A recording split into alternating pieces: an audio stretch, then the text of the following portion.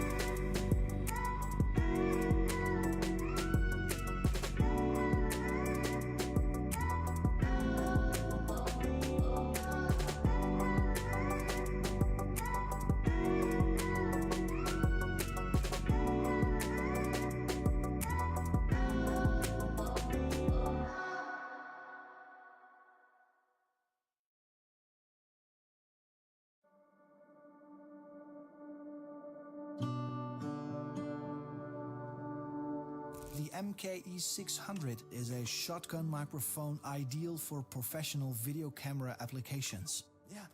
Maximal rejection of ambient side noises thanks to pronounced directivity. And because the MKE600 has a very good suppression of structure-borne noise, it makes one of the most versatile all-round shotgun microphones on the market.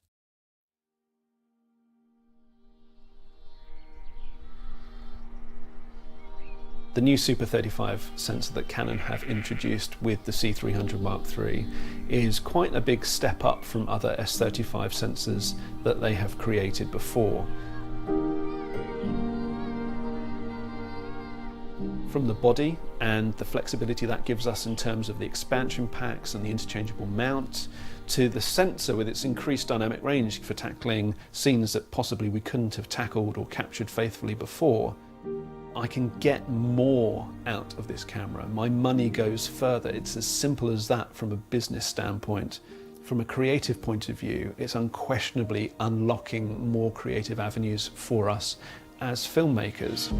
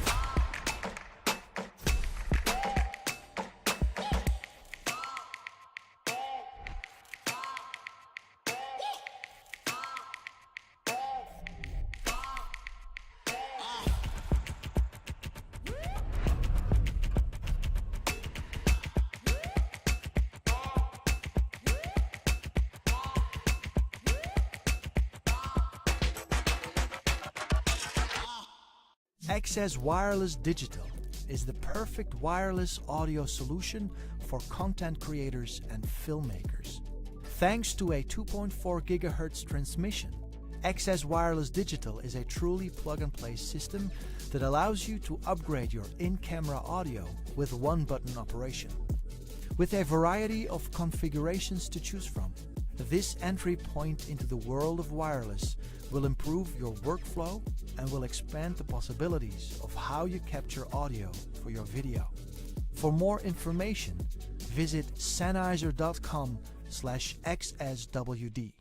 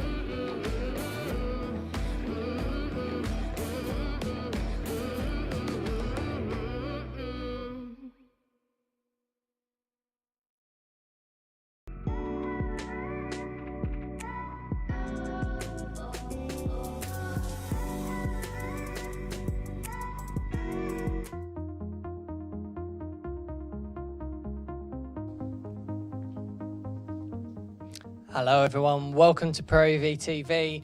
This is the second one of these we've done now. It's a very, very informal stream is probably the best way to describe it. The idea here is it's just me today, no guests, no remote guests, no particular subject to talk about. So thank you so much everyone who is actually joining me to just watch me blabber on for a little bit. But the idea here is just to reflect back on the time it's been since the last one, which in this one has been a month. So the new products that have come out, any deals that might be on, anything like that. But also to answer any questions that you may have. So I'll start by just chatting through some of the things that have happened. But this can absolutely be dictated by what you want us to talk about. This should be a discussion, not just me talking by myself to camera for an hour, because I mean that will be not very entertaining to watch in the slightest. Hello everyone, afternoon Simon. Hi video editor bloke, great name. So yeah, if you've got anything you want me to talk about or talk to you about, leave it in the YouTube chat or in the Facebook comments, and I can see all of that in real time here. But let's jump over to the homepage of ProAV and just talk through bits and bobs. Let's talk through each of these banners, which is how we started the last one, which I think works quite well. So Komodo, so nearly here. Very exciting camera from Red, their most affordable one. Now, since we first knew about the Komodo, obviously a lot of things have come along. So it's a very different market from when it was first announced, when I made my rumor video all those months ago. But it's still very exciting and a big move from Red to make a camera that's this affordable and this small. It will be an amazing B camera for Red owners and quite a good A camera as well for people wanting to get into Red. This is a little audio deal from Sony where you can actually save a little bit of money on some of their wireless audio bits when you buy it with the A7S Mark III, which is nice. If any of you have got A7S III offers on, that's a useful promo to be aware of, because that those wireless video kits are very nice. That's their new lens. I'm also interested to hear what your thoughts are on this. We saw this a year ago at IBC when the FX9 was launched. It's their 16-35, but completely remade into a true video lens. It's quite pricey for what it is, but is quite an exciting move from Sony, because that could very well be the start of a lineup of these sort of video but with autofocus hybrid lenses, which is the first time we've seen that from Sony apart from their all-purpose zooms. So that's quite an interesting move, and then some other little bits and bobs. We've got the new DJI Ronins, which are quite nice. New PTZ camera from NewTek. Some Sony winter cashback bits and bobs. If you're buying any Sony lenses, this is something to know about. They do this pretty much every year. And there's a bunch of stuff in here. Yeah, there's cameras, A6600s, A7 IIIs, A9s, video lenses, stills lenses, loads of these, and you get up to £400 cash back. So you buy the product, you then apply at Sony to get some of the money back, which is always a fantastic deal.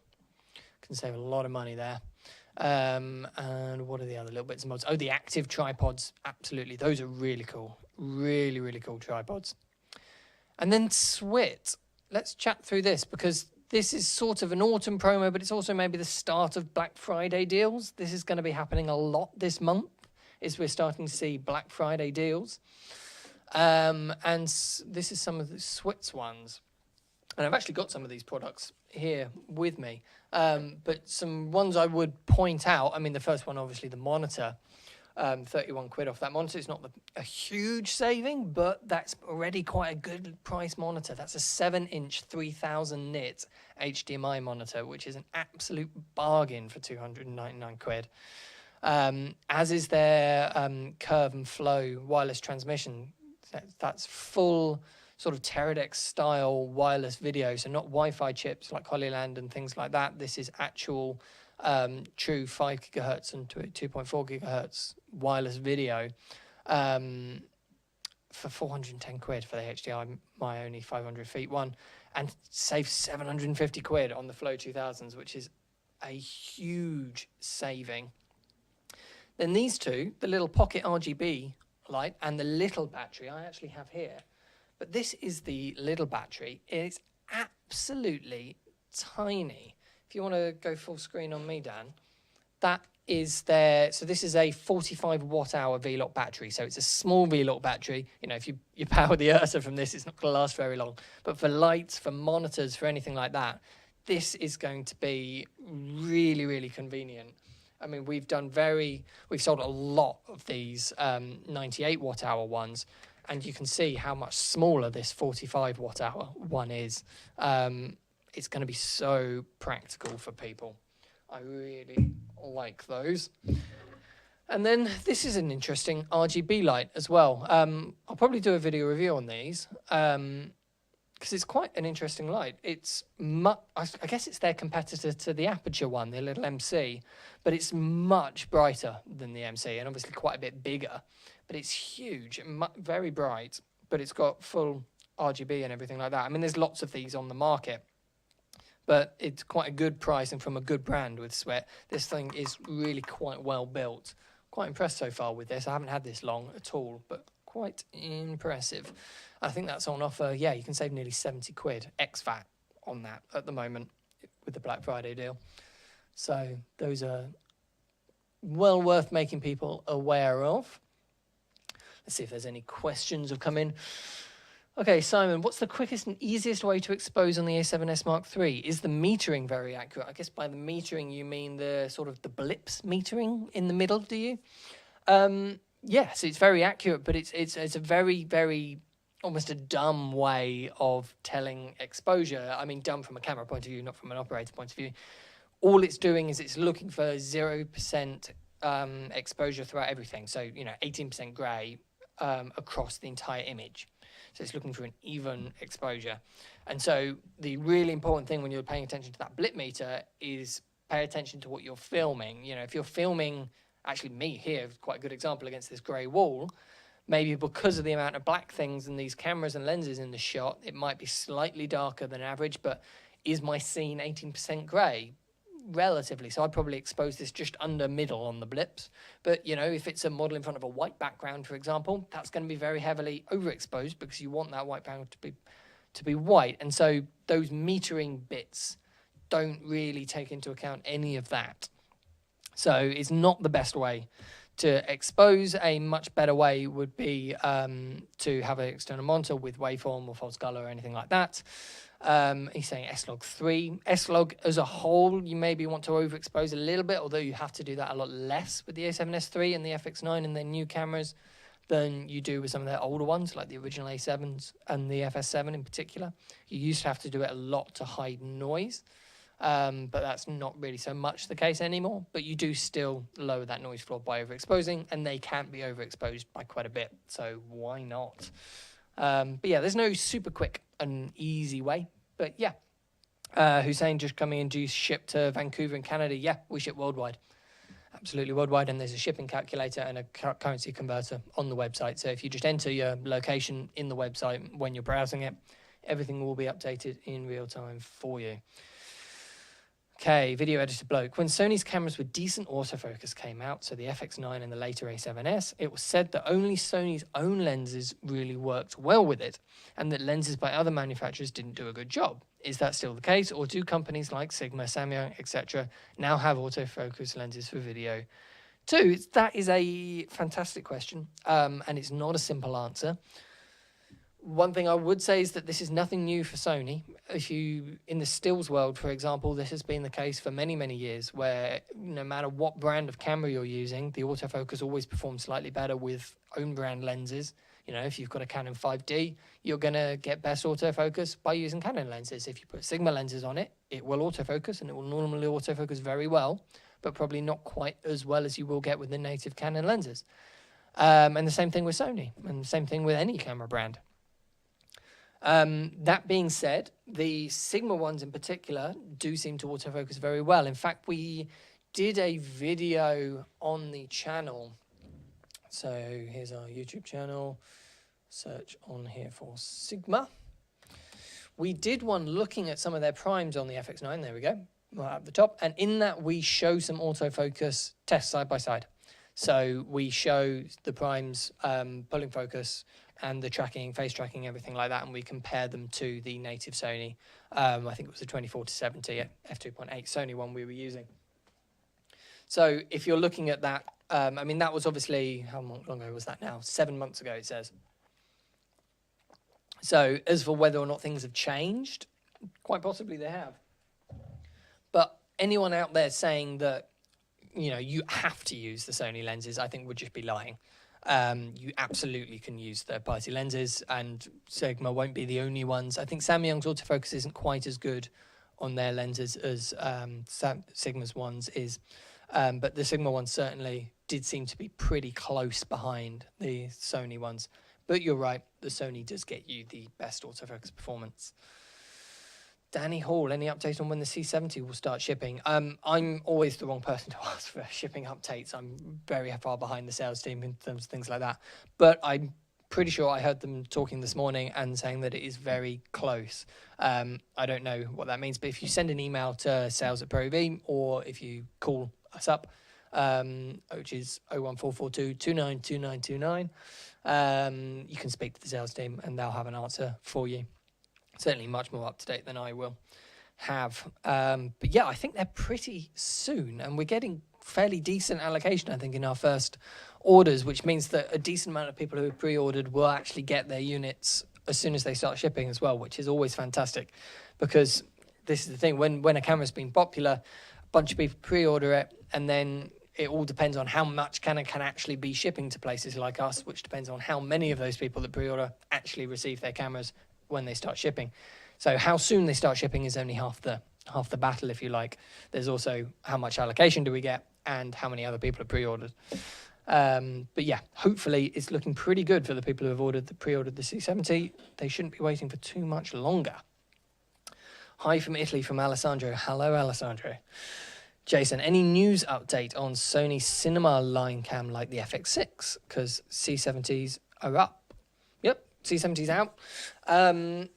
The FX6 is just out there on their teaser website at the moment, isn't it? So up on their cinema lineup website on Sony, you can see an image of an FX6, and you can see that there is an FX6 title there. It's called the FX6, and that it's coming soon. Apart from that, Sony haven't said anything. Now, the way that pre-disclosure always works with new products is that if I did know something, I would be under an NDA agreement, so I wouldn't be allowed to tell you that I knew anything. One, that I knew anything, and two, what it was, obviously. Otherwise, I'd break the NDA contract. So with any new product release like that, my hands are normally a little tied. So either I don't know anything, or I have been told something and I can't tell you that I've been told something. Either way, we will have to wait for Sony to make the first move for obvious reasons. But in theory, from what we've seen from that image, it looks pretty exciting. I mean, it looks like the FS5 of the new lineup, if you like, and the FS5 was a camera that I always was quite fond of. So yeah, I have big hopes for the FX6. I really do. Loom Movies. How is the autofocus of the C70 compared to the C300 Mark III? Is it the same and also logarithmic? Okay, that's interesting. So by logarithmic, you mean it curves in and out of the focus ball? Yes, all of Canon's ones do that. Some of the cinema lineup does it a bit more, and you can also change some of that performance with the speed settings and stuff like that. But Canon's as a whole is always designed to be fairly logarithmic as a autofocus design, and they do that on purpose to make it look natural. That's part of the reason why they were so far ahead of the game for such a long time with autofocus. Sony have now caught up massively, but Canon have had that right for a long time. I haven't put the C70 side by side with the C300 Mark III in terms of autofocus, but from what we've seen with it, certainly seems to be just as good. Whether or not it's better or not quite as good, I don't know. To be honest, I'd expect them to be pretty similar. Sound volume's a little low. Dan, could you boost that up a little bit for people? Nick has chimed in to say 1 weekish on the C70, which is fantastic. So about 1 week for C70 orders if you're at the top of the queue, which is fantastic. Okay, so let's have a little look back at the last month on the channel. So what's happened since the last? So we can see here, these Q&A videos, by the way, won't be up. These are going to be quite a in-person time. We're talking about maybe doing these weekly. So if you're interested, if you want to see this as a regular thing, let me know in the chat now, because it would be interesting to see what you all think, because a decent amount of people have tuned in to watch this, which I'm quite pleased with. So yeah, hopefully it's useful to people. And if you want to see us do this regularly, we absolutely can, because this is super easy for us. It only needs me to do it after all. But yeah, that's the last time we did it was a month ago now. So since then, we've had the C70 launch, which was huge. That's a really nice little camera from Canon. We've had the Aperture, the B7C, which is a great little light bulb version of their popular MC RGB fixture. The Active, which is a really important product from Satchela. This is one of the biggest changes in tripod design that we've seen for a long, long time. We've seen them reinvent the tripod legs, if you like, with the Flowtech legs. Doing the same thing with the head is a huge deal from Satchela. I think Satchela, their R&D department is clearly in overdrive at the moment. They are doing a fantastic job. We've also had our overview of the Ursa Mini Pro 12K, which is here next to me, up. What do people think of this camera? I think it's really exciting move from Blackmagic. I mean, it's not perfect, but no Blackmagic camera has been perfect so far. No camera's perfect, for that matter. But it is remarkably different from everything else on the market. I mean, this is not just Blackmagic trying to play catch up with the people that have been doing it longer than them. They're still such a new camera brand. This is them really trying to reinvent the way that things are done, and I have so much time for that. I mean, it's not just about the 12K resolution, it's the whole new sensor design, which means that you can downsample really easily. In fact, shouldn't really be called downsampling. You can record at lower than native resolutions very easy. I guess it's more accurately a style of pixel binning, but without any of the disadvantages that normally you would associate with pixel binning. So it's a very interesting sensor design, this one. And yeah, should be quite an interesting camera. It'll be very, I'm saying interesting a lot, but it will be very interesting to see how well this one takes off, because of course it's quite a high priced camera for Blackmagic. It's much higher priced than the previous Ursa Mini Pro was. In fact, really, it's not a successor to the Ursa Mini Pro G2 and the 4.6K at all. It's a whole new camera. It just happens to be in the same body to keep costs down effectively. But yeah, it's does a lot of very different things. Which lenses is something I've been paying attention to since we released that video, because we did quite a lot of that with these two lenses actually that we were reviewing at the time, the DZO Pictors and the Laowa brilliant lenses, but obviously they're quite affordable cinema zooms. You know, they're half the price, if not more than that, of the industry standard options. And we've got these Sumire PL primes, which are beautiful, but a bit more characterful and vintage. What I would love to do is put like a really high quality, like Zeiss lens or something like that on. And one option that one of the sales team pointed out, which I hadn't thought of, which I thought was a brilliant option for it actually, is this Fuji lens, which is their XK6 20 times lens. It's a 20 to 120 millimeter t3.5 lens. So it's sort of Fuji's version, if you like, of the Laowa but obviously it costs more. It's 12,600 in fact. But actually for what it does, that is a very good price, because this is a beautiful, beautiful lens. It is very, very sharp. We asked Fuji whether or not it would cover the 12K resolution of the sort of looked at us a little strangely and said, yeah, they think they've rated it up to 22K resolution, so more than future-proofed for the 12K. So that could be a really nice pair, if not the ideal pair for the Ursa 12K. But obviously, if you can't spring to quite that amount for the lenses, these two cinema zooms or the primes are a very good option. The DZO have got a whole new lineup of primes as well. Can't remember what they're called now. Begins with V, Vespid or something like that. They look quite good. And it's their sort of lineup of affordable cinema primes. Okay, let's go back to some questions. Okay, people seem to like the idea. One a week is a great idea. Cool. Okay. Well, let's do this more regularly then. Okay, is there any resolution or speed limitations on HDMI out for the A7S III or C70? So resolution, no. You will get 4K out of the HDMI ports on both of those, and the max recording resolution and sensor resolution on both of those cameras is 4K. So no, you're not losing anything with resolution. I'm not sure what you mean by speed. Do you mean data rate, so megabits a second, which doesn't really apply to HDMI? Or do you mean frame rates? Because both will handle UHD 60, but you won't get the high frame rate options, so, you know, the 4K 120 or the 1080p 240 or anything like that, which the main camera might be able to do.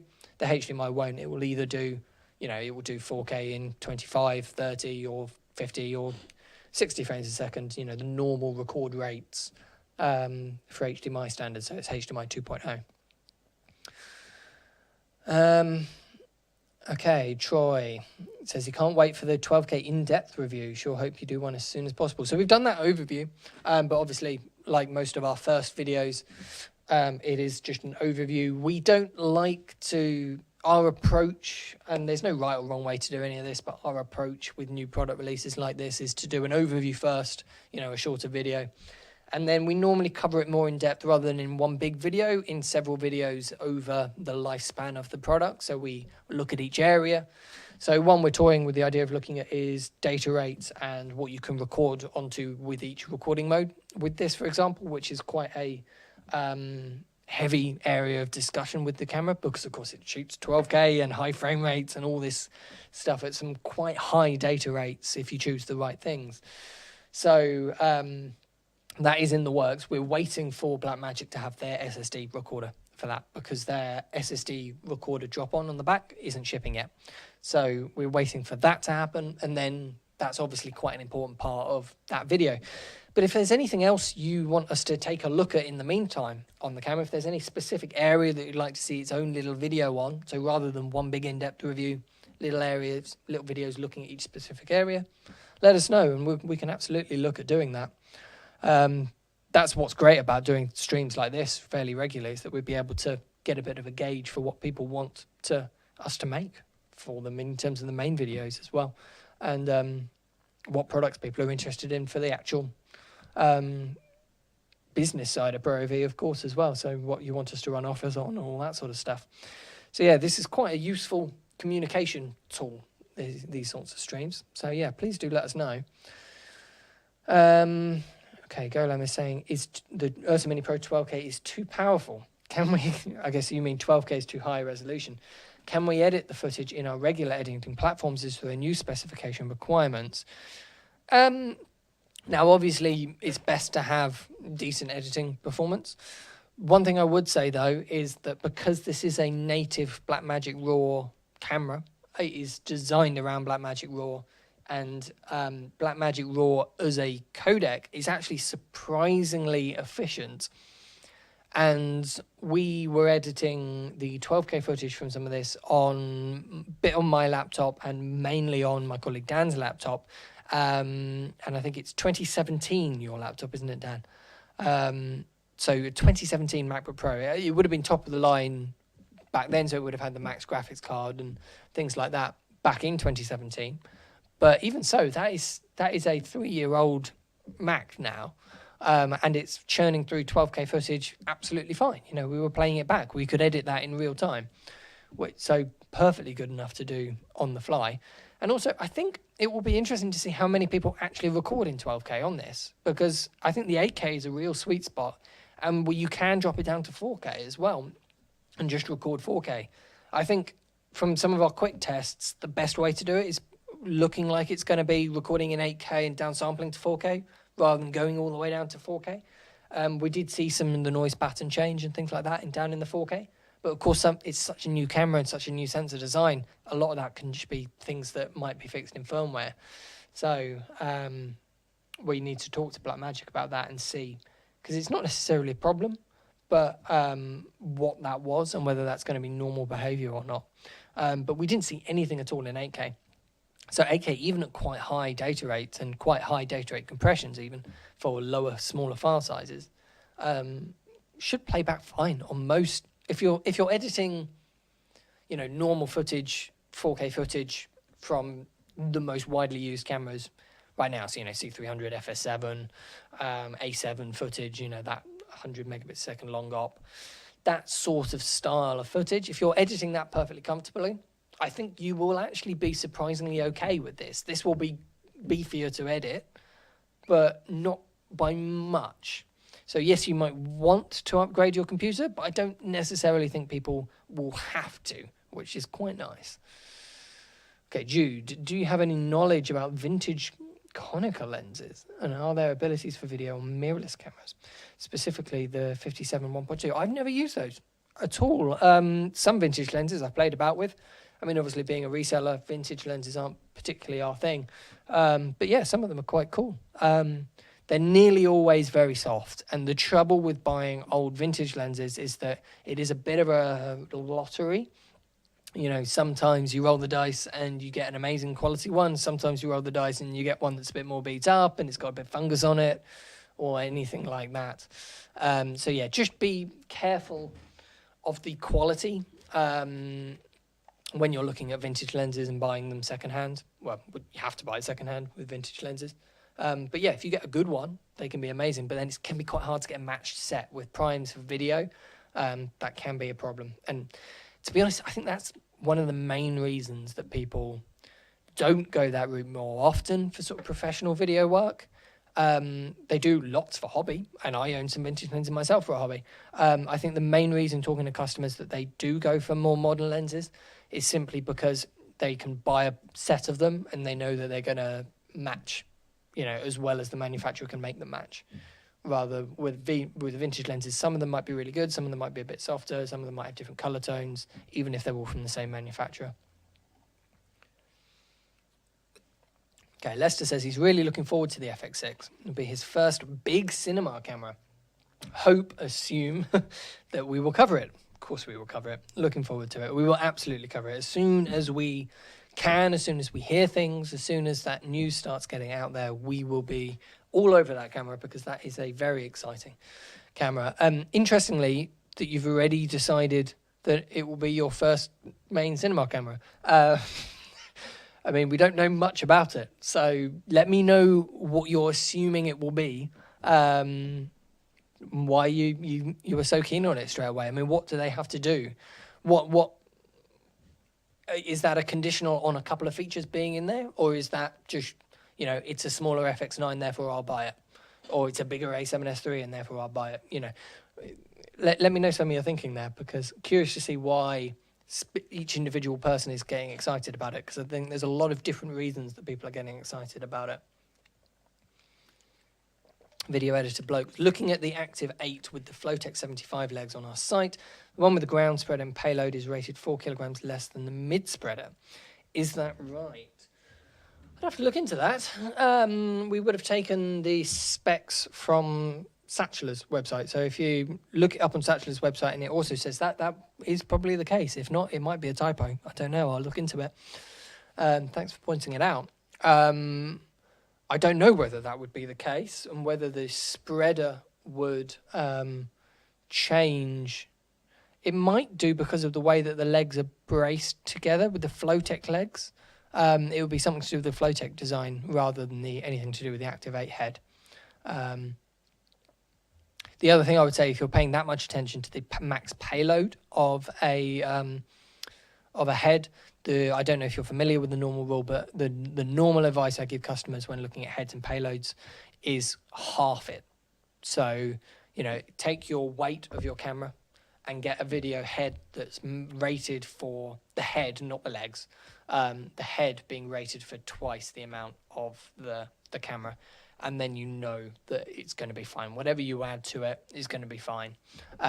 Yes, that might seem excessive, but trust me, once you've been using that tripod for sort of 10 years, you're going to wish that you did, especially with a decently priced tripod like a Satcheler one, which is meant to be an investment. It will last you for a long time. Okay, Simon, is there any devices that you can connect to a camera that will live feed to a TV? Apologies, he's a complete noob over there.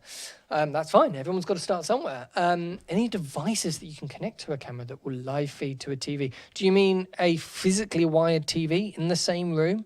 In which case, you can do it straight from the camera with an HDMI port. If you've got an SDI port, you can go into a converter and go to HDMI. If you want something on camera that can do it, you can use either a wireless video sender. So if you go back to the website, Dan, these SWIT ones that I mentioned right at the beginning, like the Curve wireless transmissions, will give you a wireless HDMI signal. And then there's even cheaper ways of doing that as well if you're okay with some latency, by using some of the wireless ones from Holyland, things like that. If you want minimal latency and a much more reliable one, I would go with SWIT or Teradek ones. Teradek ones have the minimal latency, but SWIT are a lot cheaper, normally about half the price than the Teradek ones. Simon says more like a wireless device. So yes, exactly. That's what these are. So these Curve ones would be a very good starting point for you, Simon. I mean, if that's within your budget, obviously, like I said, there are cheaper ones like Holyland ones. But this is going to be the sort of most entry level, really affordable, but professional one, if that makes sense. This straddles the line, whereas Holyland, I would say, is normally a bit more consumer, simply because of the latency. Or it's something which doesn't matter about latency, like a Climb Monitor or something like that, which they don't have to be in absolute perfect real-time performance. What's the battery life like on them? So they use MPF batteries, these ones. You can get some with built-in batteries. I wouldn't. I would always get these ones with removable batteries, and then you can power cycle them with Sony MPF batteries, or you can use a D-tap cable and go into the side of them if your camera, I mean, what camera are you using, Simon? But if it's something which will give you a D-tap output, which is the output that's normally found on most V-Lock batteries, like these ones, these Curve and Flow units are going to come with the D-tap cable, which will lock into the side of them and mean that you can power it off of your camera if it's got a D-tap output, or the battery that's powering your camera if it's a battery with a D-tap output, or a separate larger battery. A7S III, okay, so that wouldn't have a D-tap output and you wouldn't run it off of those, so you would run it off of little Sony L-series batteries. MPF or Sony L, by the way, are the same battery style, and you could use either of them for that.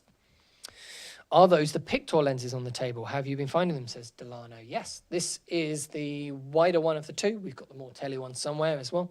I don't think I could fit anything more on this table. I'm a little bit crowded in here with all this, the 12K.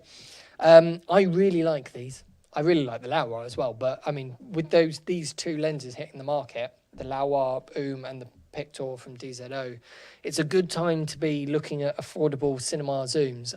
They are remarkably good for the money. I mean, these Pictor zooms are so affordable. I mean, what price have we got them on? There we are. Yeah, 1,750. I mean, for a cinema quality zoom, I mean, yes, this is still a lot of money. Don't get me wrong. This isn't small change that you're going to have in your back pocket, is it? It is still a big investment. But for cinema grade lenses like this, I mean, this Fujinon one, for example, a few years ago would be classed as an affordable option. You know, these would normally be 20 to 30 grand. And this Fuji one is one here for 10. The Laowa one is 4. And these DZO ones are 1,760 each. So when you look at the price compared to those, they are a remarkable deal. And buying them as a bundle actually is actually less than the Laowa at 3,630 ex-VAT at the moment. And yeah, they're quite good. We've got a video out there. It's not an in-depth sort of look at the image quality, but we do show footage from them. We show their flaring, we show their sharpness, things like that quickly. So give that a watch if you haven't seen that one already.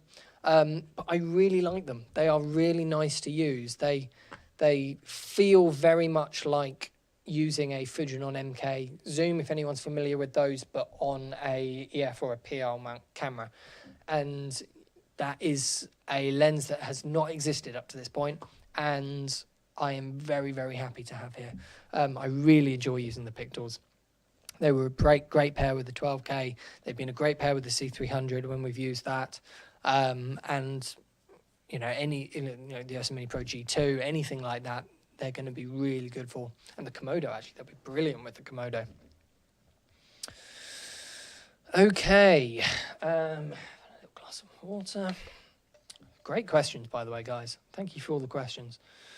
Okay, Hussein is asking about codecs a lot. I've been ignoring these ones, haven't I, Hussein? Sorry. Let's look at these. What do you think about codecs war, like Apple ProRes RAW and Blackmagic RAW, where Apple and Blackmagic refuse to support each other's RAW codecs in their NLE? I think it's ridiculous, to be honest with you.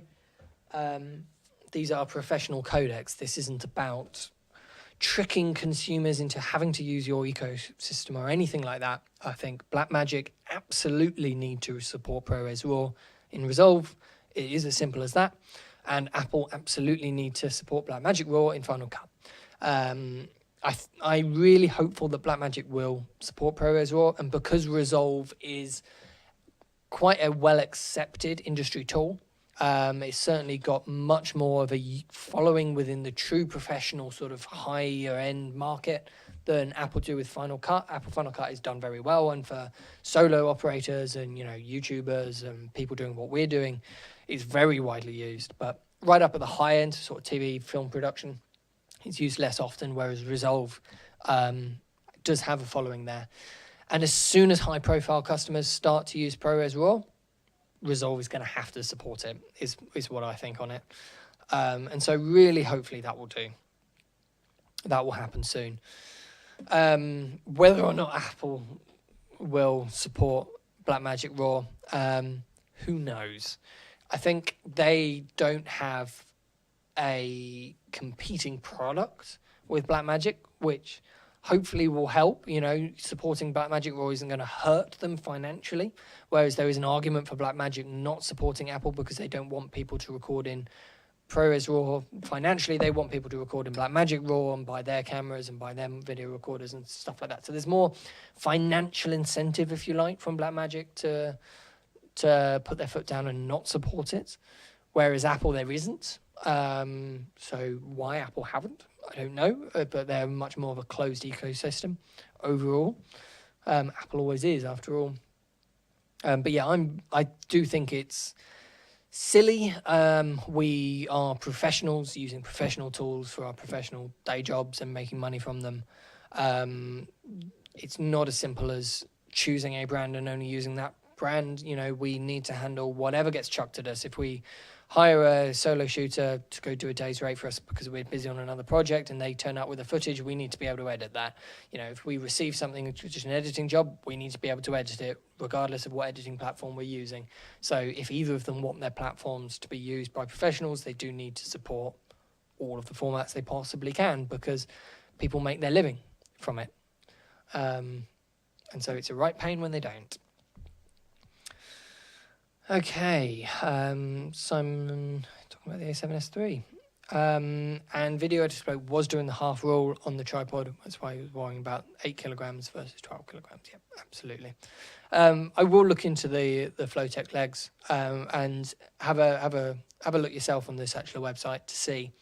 I mean, what camera are you using, Video Editor? I'll see whether it would be something which I would recommend using those tripods with or not. For the most part, it should be fine. I'm surprised that the Flowtechs would only be 8 kilograms. That sounds wrong to me. Okay. So I think that wraps that up fairly nicely. So yeah, I think it does look like there is enough demand out there with you guys for us to do this regularly. So we might as well try, even if it's only for a couple of weeks, doing this once a week. See, so please do join us. In fact, why not? Let's do this next Monday, same time next Monday. I'll get that scheduled in so that we can do this, because I think this is great. It's great to be able to talk two-way with customers without having to worry about a particular subject to talk about, without having to have a guest and make sure we cover X, Y, Z things. Video editors looking at investing in kit, and the max would be the FX9. I would absolutely use an FX9, even with a couple of monitors and a bigger lens on it, with the Active 8. The Active 6, not necessarily, but the Active 8, yes, absolutely. And to be honest, you want to be using the Active 8 anyway. If anyone out there is looking at this new Satchel Active range, to me, the only reason to go for the 6 is normally price. If you can't afford to go up to the 8 is just a better head all round. You get more counterbalance, you get more fluid drag settings, get more payload, and you can do 0%, 0 kilograms payload on both cameras. So it's not like you lose out on the low end either. If you can afford it, the 8 is always a better buy than the 6 out there. But I think you were looking at the 8 anyway, weren't you, Video Editor Bloke? Okay, right. So thank you all so much for joining me. Just to recap some of those offers, make sure over the next week or so you keep an eye on our website, because Black Friday deals are going to start coming thick and fast over the next month. Because yes, Black Friday isn't normal until the end of the month. We do find manufacturers, and Swit has been the first one for us, do start getting them in early. So make sure you keep coming back to the website, and make sure you're signed up to our mailing list as well. If you're not signed up to our mailing list, you can sign up down there at the bottom with that link there. So yeah, thank you all so much for watching. Thank you all for your fantastic questions, and I'll see you next Monday. Thank you very much.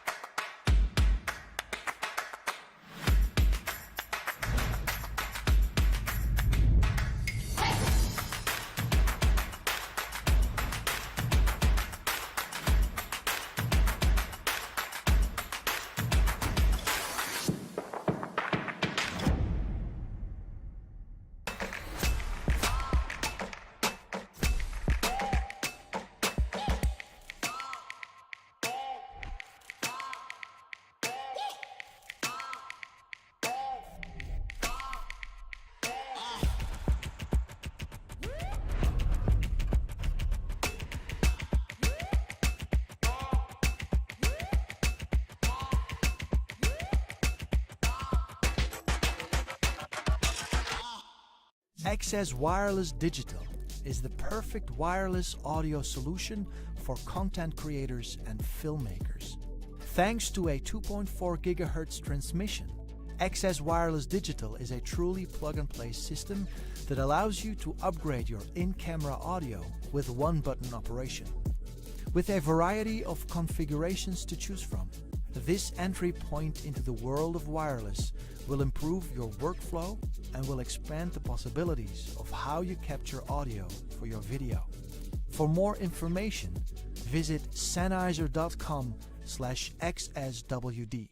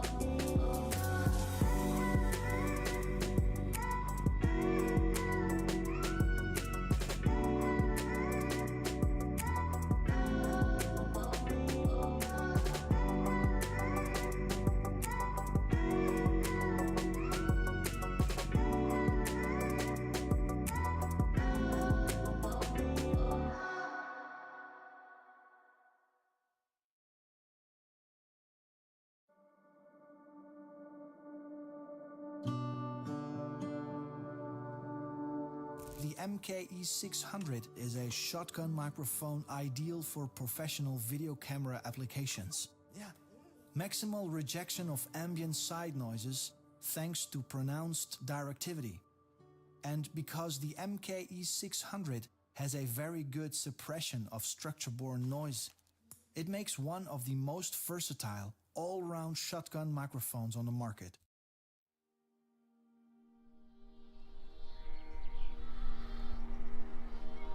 The new Super 35 sensor that Canon have introduced with the C300 Mark III is quite a big step up from other S35 sensors that they have created before. From the body and the flexibility that gives us in terms of the expansion packs and the interchangeable mount, to the sensor with its increased dynamic range for tackling scenes that possibly we couldn't have tackled or captured faithfully before, I can get more out of this camera. My money goes further. It's as simple as that from a business standpoint. From a creative point of view, it's unquestionably unlocking more creative avenues for us as filmmakers.